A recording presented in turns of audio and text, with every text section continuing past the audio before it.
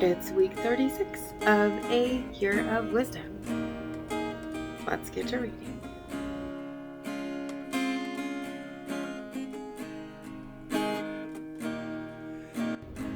Day 247, Job 4.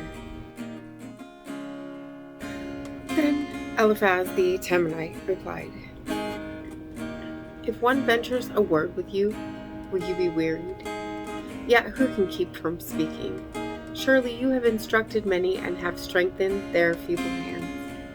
Your words have steadied those who stumbled. You have braced the knees that were buckling. But now trouble has come upon you, and you are weary. It strikes you, and you're dismayed. Is your reverence not your confidence, and the uprightness of your ways your hope? Consider now, I plead, who being innocent has ever perished? Or where have the upright been destroyed? As I have observed, those who plow iniquity and those who sow trouble reap the same. By the breath of God they perish, and by the blast of his anger they're consumed. The lion may roar, and the fierce lion may growl, yet the teeth of the young lions are broken. The old lion perishes for lack of prey, and the cubs of the lioness are scattered. Now a word came to me secretly. My ears caught a whisper of it. In disquieting visions in the night, when deep sleep falls on men, fear and trembling came over me and made all my bones shudder. Then a spirit glided past my face, and the hair on my body bristled. It stood still, but I could not discern its appearance. A form loomed before my eyes, and I heard a whispering voice. Can a mortal be more righteous than God, or a man more pure than his Maker? If God puts no trust in his servants, and he charges his angels with error, how much more those who dwell in houses of clay, whose foundations are in the dust, who can be crushed like a moth? They are smashed to pieces from dawn to dusk. Unnoticed, they perish forever. Are not their tent cords pulled up so that they die without wisdom? Proverbs 4. Listen, my sons, to a father's instruction. Pay attention and gain understanding. For I give you sound teaching. Do not abandon my directive. When I was a son to my father, tender and the only child of my mother, he taught me and said, let your heart lay hold of my words. Keep commands and you will live.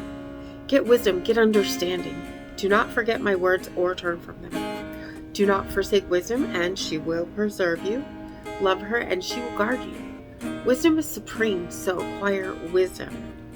And whatever you may acquire, gain understanding. Prize her, and she will exalt you. If you embrace her, she will honor you. She will set a garland of grace on your head. She will present you with a crown of beauty. Listen, my son, and receive my words, and the years of your life will be many. I will guide you in the way of wisdom. I will lead you on straight paths. When you walk, your steps will not be impeded. When you run, you will not stumble. Hold on to instruction. Do not let go.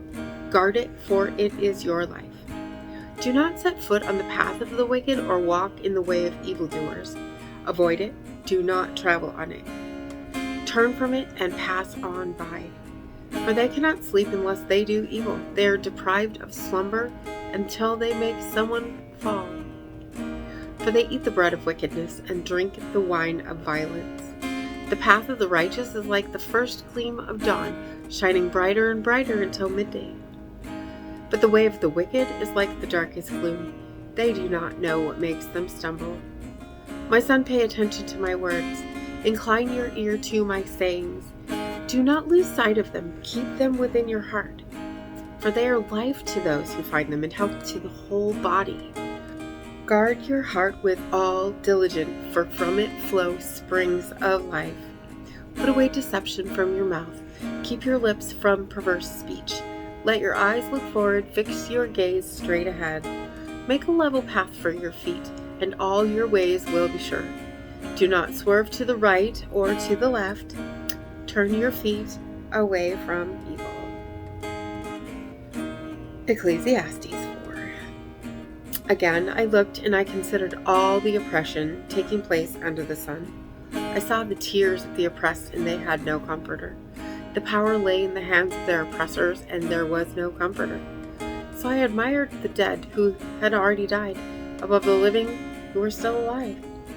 But better than both is he who has not yet existed, who has not seen the evil that is done under the sun. I saw that all labor and success spring from a man's envy of his neighbor. This too is futile and a pursuit of the wind. The fool folds his hands and consumes his own flesh. Better one handful with tranquility than 2 handsful with toil and pursuit of the wind. Again I saw futility under the sun. There is a man all alone without even a son or brother, and though there is no end to his labor, his eyes are still not content with his wealth. For whom do I toil and bereave my soul of enjoyment? This too is futile, a miserable task. 2 are better than 1 because they have a good return for their labor. For if one falls down, his companion can lift him up. But pity the one who falls without another to help him up. Again, if 2 lie down together, they will keep warm, but how can one keep warm alone? And though one may be overpowered, 2 can resist. Moreover, a cord of 3 strands is not quickly broken. Better is a poor but wise youth than an old foolish king who no longer knows how to take a warning. For the youth has come from the prison to the kingship, though he was born poor in his own kingdom. I saw that all who lived and walked under the sun followed this second one, the youth who succeeded the king. There is no limit to all the people who were before them, yet the successor will not be celebrated by those who come even later. This too is futile and a pursuit of the wind. And as always, thank you so much for being here today. If you haven't already, hit that subscribe button right there and click the bell if you want to get notifications. And hit that like button too. And I will carry me out of the storm. Maranatha. I'm standing at the crossroads. I'm lost without a clue. I need a big pink neon sign to show me what to do. I thank you, Lord. It glorifies you when you're the only answer. I praise you, Lord, for holding what's too much for me. And I'm amazed by you, Lord, because nothing's too big and nothing's too small to lay at your feet.